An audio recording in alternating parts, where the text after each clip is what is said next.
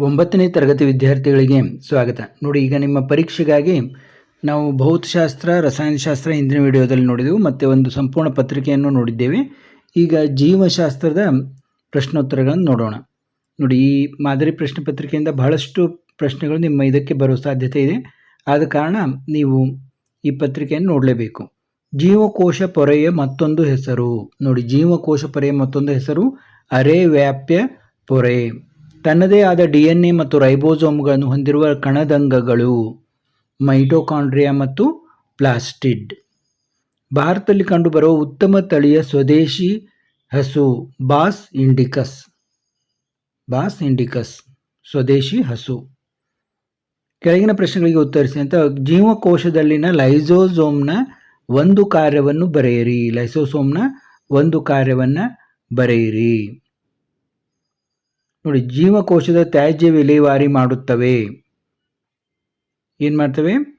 ಜೀವಕೋಶದ ತ್ಯಾಜ್ಯ ವಿಲೇವಾರಿ ಮಾಡುತ್ತವೆ. ಜೀವಕೋಶದಲ್ಲಿರಬಹುದಾದ ಪರಕೀಯ ವಸ್ತುಗಳನ್ನು ಮತ್ತು ಸಂವೇದ ಕಣಿದಂಗಗಳನ್ನು ಜೀರ್ಣಿಸಿ ಜೀವಕೋಶವನ್ನು ಸ್ವಚ್ಛವಾಗಿಡುತ್ತವೆ. ಯಾವುದಾದ್ರೂ ಒಂದು ಬರೆದರೆ ನಡೀತದೆ. ಇನ್ನು 30ನೇ ಪ್ರಶ್ನೆ ನೋಡೋಣ.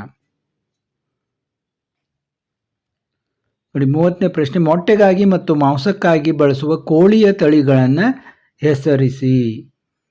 ನೋಡಿ, ಬ್ರಾಯ್ಲರ್ ಮತ್ತು ಲೇಯರ್ಸ್. ಆ ಕೋಳಿಯ ತಳಿ ಹೆಸರೇನಿದೆ? ಬ್ರಾಯ್ಲರ್ ಮತ್ತು ಲೇಯರ್ಸ್ ಅಂತ ಇದೆ. ಇನ್ನು ಏಪಿಸೆರನ್ ಇಂಡಿಕಾದ ಪ್ರಾಮುಖ್ಯತೆ ಏನು? ಜೇನುತುಪ್ಪದ ವಾಣಿಜ್ಯ ಉತ್ಪಾದನೆಗೆ ಬಳಸುವ ಭಾರತೀಯ ತಳಿ ಯಾವುದು ಇದು ಅಂತಂದರೆ, ಜೇನುತುಪ್ಪದ ವಾಣಿಜ್ಯ ಉತ್ಪಾದನೆಗೆ ಬಳಸುವಂತಹ ಭಾರತೀಯ ತಳಿ. ಇನ್ನು 32ನೇ ಪ್ರಶ್ನೆ ಏನಿದೆ ಅಂತ ನೋಡೋಣ ನಾವೀಗ. ಸ್ಕ್ಲೆರೆನ್ಕೈಮಾ ಅಂಗಾಂಶದ ಕೋಶಗಳ ಭಿತ್ತಿಯ ಮಂದತೆ ಹಾಗೂ ಮರುಭೂಮಿ ಸಸ್ಯಗಳ ಎಪಿಡರ್ಮಿಸ್ ಭಿತ್ತಿಯ ಮಂದತೆಗೆ ಕಾರಣವಾದ ರಾಸಾಯನಿಕ ವಸ್ತುಗಳು ಯಾವುವು? ಯಾವ್ಯಾವ ರಾಸಾಯನಿಕ ವಸ್ತುಗಳು? ಲಿಗ್ನಿನ್ ಮತ್ತು ಕ್ಯೂಟಿನ್. ಇನ್ನು 32ನೇ ಪ್ರಶ್ನೆ ನೋಡಿ. ಇನ್ನು ಅಥವಾ ಪ್ರಶ್ನೆ. ವಿದ್ಯಾರ್ಥಿಯೊಬ್ಬನು ಕದಿರಿನಾಕಾರದ ಅಡ್ಡಗೆರೆಗಳಿಲ್ಲದ ಮತ್ತು ಕೊಳವೆಯಾಕಾರದ ಅಡ್ಡಗೆರೆಗಳುಳ್ಳ ಕೋಶಗಳನ್ನು ಸೂಕ್ಷ್ಮವಾಗಿ ದರ್ಶಕದಲ್ಲಿ ವೀಕ್ಷಿಸಿದಾಗ ಅವುಗಳನ್ನು ಹೇಗೆ ವಿಂಗಡಿಸಬಹುದು ಆತ? ನೋಡಿ, ಪಠ್ಯರಹಿತ ಸ್ನಾಯು, ಪಠ್ಯ ಸಹಿತ ಸ್ನಾಯು. ಇಲ್ಲಿ ಉತ್ತರ ನೋಡಿ, ಪಠ್ಯರಹಿತ ಸ್ನಾಯು ಮತ್ತು ಪಠ್ಯ ಸಹಿತ ಸ್ನಾಯು ಅಂತ ಆತ ವಿಂಗಡಿಸಬಹುದು. ಇನ್ನು 33ನೇ ಪ್ರಶ್ನೆ ಏನಿತ್ತು ನೋಡೋಣ. ಆಧುನಿಕ ಧಾನ್ಯ ಸಂಗ್ರಹ ತೊಟ್ಟಿಗಳಲ್ಲಿ ಕೀಟ ಹತೋಟಿಗೆ ಕೈಗೊಂಡಿರುವ ಕ್ರಮಗಳೇನು? ನೋಡಿ, ಕೀಟ ಹತೋಟಿಗೆ ಏನು ಕ್ರಮ ಕೈಗೊಂಡಿದ್ದಾರೆ? ನಿರ್ದಿಷ್ಟ ಪ್ರಮಾಣದ ಅಪೇಕ್ಷಿತ ಆಹಾರ ಪದಾರ್ಥಗಳನ್ನು ಸಂಗ್ರಹಿಸಬಹುದು. ಉಷ್ಣ ನಿಯಂತ್ರಣ ವ್ಯವಸ್ಥೆ ಇದೆ. ಕೀಟಗಳನ್ನು ಅಥವಾ ಪೀಡೆಗಳನ್ನು ಕೊಲ್ಲುವ ರಾಸಾಯನಿಕ ಧೂಮ ವ್ಯವಸ್ಥೆ ಇದೆ. ಇಷ್ಟೆಲ್ಲ ವ್ಯವಸ್ಥೆ ಇದರಲ್ಲಿ ಇದೆ. ಇನ್ನು ಅಥವಾ ಪ್ರಶ್ನೆ ಯಾವುದು ಅಂತ ನೋಡೋಣ.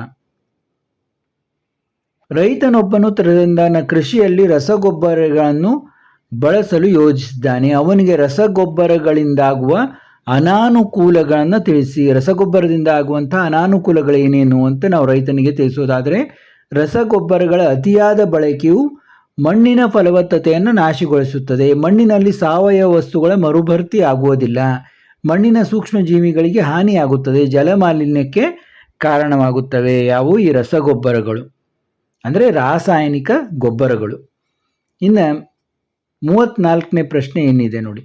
ಜೀವಕೋಶದಲ್ಲಿನ ಜೀರ್ಣಕ್ರಿಯೆ ಮತ್ತು ಮರುಬಳಕೆಯಲ್ಲಿ ಲೈಸೋಸೋಮ್ಗಳ ಪಾತ್ರವನ್ನು ವಿವರಿಸಿ. ನೋಡಿ, ಜೀವಕೋಶದಲ್ಲಿನ ಜೀರ್ಣಕ್ರಿಯೆ ಮತ್ತು ಮರುಬಳಕೆಯಲ್ಲಿ ಲೈಸೋಸೋಮ್ನ ಪಾತ್ರ ಏನು? ಲೈಸೋಸೋಮ್ನ ಜೀರ್ಣಕಾರಿ ಕಿಣ್ವಗಳನ್ನು ಹೊಂದಿರುತ್ತವೆ. ಲೈಸೋಸೋಮ್ಗಳು ಏನಾಗಿರ್ತವೆ? ಜೀರ್ಣಕಾರಿ ಕಿಣ್ವಗಳನ್ನು ಹೊಂದಿರುತ್ತವೆ. ಜೀವಕೋಶದ ತ್ಯಾಜ್ಯ ಮತ್ತು ವಿದೇಶಿ ವಸ್ತುಗಳನ್ನು ಒಡೆಯುತ್ತವೆ ಮತ್ತು ಮರುಬಳಕೆ ಮಾಡುತ್ತವೆ. ಇನ್ನು 35ನೇ ಪ್ರಶ್ನೆ ನೋಡೋಣ. 35ನೇ ಪ್ರಶ್ನೆ ಏನಿದೆ? ನರಕೋಶದ ಚಿತ್ರ ಬರೆದು ಭಾಗಗಳನ್ನು ಗುರುತಿಸಿ. ನೋಡಿ, ನರಕೋಶದ ಚಿತ್ರ ನಿಮ್ಮ ಪುಸ್ತಕದಲ್ಲೇ ಇದೆ. ನೋಡಿ, ಈ ರೀತಿ ಚಿತ್ರವನ್ನು ಬರೆದು ನ್ಯೂಕ್ಲಿಯಸ್, ಡೆಂಡ್ರೈಟ್, ಕೋಶಕಾಯ, ಆಕ್ಸಾನ್, ನರತುದಿ, ಈ ರೀತಿ ನೀವು ಭಾಗಗಳನ್ನು ಹೆಸರಿಸಬೇಕು. ಇನ್ನು 36ನೇ ಪ್ರಶ್ನೆ ಏನಿದೆ? ಬೆಳೆ ಸುಧಾರಣೆಗೆ ಸಂಬಂಧಿಸಿದಂತೆ ಬೆಳೆಗೆ ಸಂಬಂಧಿಸಿದ ಅಪೇಕ್ಷಣೀಯ ಗುಣಲಕ್ಷಣಗಳು ಯಾವುವು? ಎತ್ತರ ಅಥವಾ ಅಮಿತ ಕವಲೊಡೆಯುವಿಕೆಗಳು, ಗಿಡ್ಡತನ ಇವು ಅಪೇಕ್ಷಣೀಯ ಗುಣಲಕ್ಷಣಗಳು. ಅಥವಾ ಪ್ರಶ್ನೆ ಏನಿದೆ, ಸಾವಯವ ಕೃಷಿ ಎಂದರೇನು? ಸಾವಯವ ಕೃಷಿ ಪದ್ಧತಿಯ ಉಪಯೋಗ ತಿಳಿಸಿ.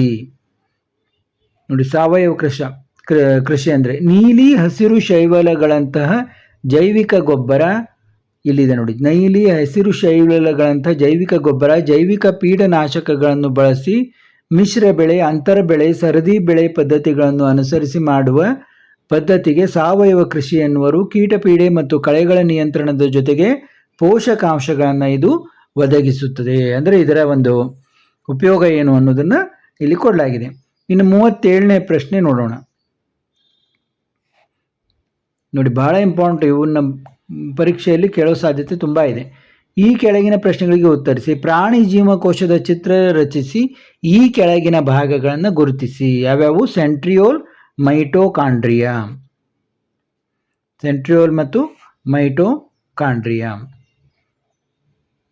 ನೋಡಿ, ಇಲ್ಲಿ ಚಿತ್ರವನ್ನು ತೆಗೆದು ಸೆಂಟ್ರಿಯೋಲ್ ಮತ್ತು ಮೈಟೋಕಾಂಡ್ರಿಯಾಗಳನ್ನು ನೀವು ಹೆಸರಿಸಬೇಕು.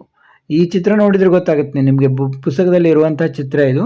ಅದನ್ನು ತೆಗೆದುಕೊಂಡು ನೀವು ನೋಡಿ ಅದನ್ನು ನೀವು ಸೆಂಟ್ರಿಯೋಲ್ ಮತ್ತು ಮೈಟೋಕಾಂಡ್ರಿಯಾಗಳನ್ನು ಹೆಸರಿಸಬೇಕು. ಇನ್ನು 38ನೇ ಪ್ರಶ್ನೆ ನೋಡೋಣ. ಈ ಕೆಳಗಿನ ಪ್ರಶ್ನೆಗಳಿಗೆ ಉತ್ತರಿಸಿ, ಇವುಗಳನ್ನು ಹೆಸರಿಸಿ. ನಮ್ಮ ಬಾಯಿಯ ಒಳಗೋಡೆಯನ್ನು ಆವರಿಸಿರುವ ಅಂಗಾಂಶ, ಸ್ನಾಯುಗಳನ್ನು ಮೂಳೆಗಳಿಗೆ ಬಂಧಿಸುವ ಅಂಗಾಂಶ, ದ್ರವ ಮಾತೃಕೆ ಹೊಂದಿರುವ ಸಂಯೋಜಕ ಅಂಗಾಂಶ, ಮಿದುಳಿನಲ್ಲಿ ಕಂಡುಬರುವ ಅಂಗಾಂಶ, ಜೀವಕೋಶದ ಶಕ್ತಿ ಕೇಂದ್ರ. ನೋಡಿ, ನಮ್ಮ ಬಾಯಿಯ ಒಳಗೋಡೆಯನ್ನು ಆವರಿಸಿರುವ ಅಂಗಾಂಶ ಯಾವುದು?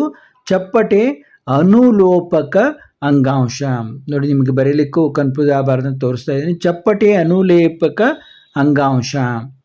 ಇನ್ನು ಸ್ನಾಯುಗಳನ್ನು ಮೂಳೆಗಳಿಗೆ ಬಂಧಿಸುವ ಅಂಗಾಂಶ ಯಾವುದು? ಸ್ನಾಯುರಜ್ಜು. ಸ್ನಾಯುರಜ್ಜು. ಮುಂದೆ ಅದನ್ನು ನೋಡೋಣ. ದ್ರವ ಮಾತ್ರಕ್ಕೆ ಹೊಂದಿರುವ ಸಂಯೋಜಕ ಅಂಗಾಂಶ. ದ್ರವ ಮಾತ್ರಕ್ಕೆ ಹೊಂದಿರುವ ಸಂಯೋಜಕ ಅಂಗಾಂಶ ಯಾವುದು? ರಕ್ತ. ಅದೇಗಿನ ಉತ್ತರ ಯಾವುದು? ಸ್ನಾಯುರಜ್ಜು. ಇನ್ನು ಮುಂದಿನ ಉತ್ತರಗಳನ್ನು ನೋಡಿ. ಮಿದುಳಿನಲ್ಲಿ ಕಂಡುಬರುವ ಅಂಗಾಂಶ ಮತ್ತು ಜೀವಕೋಶದ ಶಕ್ತಿ ಕೇಂದ್ರ. ನೋಡಿ, ಮಿದುಳಿನಲ್ಲಿ ಕಂಡುಬರುವ ಅಂಗಾಂಶ ಯಾವುದು? ನರಕೋಶ. ಜೀವಕೋಶದ ಶಕ್ತಿ ಕೋಶ ಯಾವುದು? ಅಡಿಪೋಸ್ ಅಂಗಾಂಶ. ಅಡಿಪೋಸ್ ಅಂಗಾಂಶ. ನೋಡಿ, ಮಿದುಳಿನಲ್ಲಿ ಕಂಡುಬರುವ ಅಂಗಾಂಶ ನರಕೋಶ ಮತ್ತು ಜೀವಕೋಶದ ಶಕ್ತಿ ಕೇಂದ್ರ ಅಡಿಪೋಸ್ ಅಂಗಾಂಶ.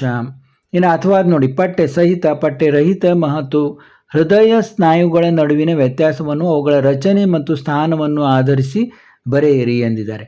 ನೋಡಿ, ಪಟ್ಟೆ ಸಹಿತ ಸ್ನಾಯುಗಳು, ಪಟ್ಟೆ ರಹಿತ ಸ್ನಾಯುಗಳು. ನೋಡಿ, ನಿಮಗೆ ಕ್ಲಿಯರಾಗಿ ಕಾಣ್ತಾ ಇಲ್ಲ ಅಂದರೆ ವಿಡಿಯೋ ಕ್ವಾಲಿಟಿ ಹೈ ಇಟ್ಕೋಬೇಕು. ಪಟ್ಟೆ ಸಹಿತ ಸ್ನಾಯುಗಳು, ಪಟ್ಟೆರಹಿತ ಸ್ನಾಯುಗಳು, ಹೃದಯ ಸ್ನಾಯುಗಳು ಉದ್ದವಾಗಿ ಮತ್ತು ನೀಳವಾಗಿವೆ, ಕದುರಿನ ಆಕಾರ ಹೊಂದಿವೆ. ಯಾವುವು? ಪಟ್ಟೆರಹಿತ ಸ್ನಾಯುಗಳು. ಹೃದಯ ಸ್ನಾಯುಗಳು ಕೊಳವೆ ಆಕಾರದಲ್ಲಿವೆ.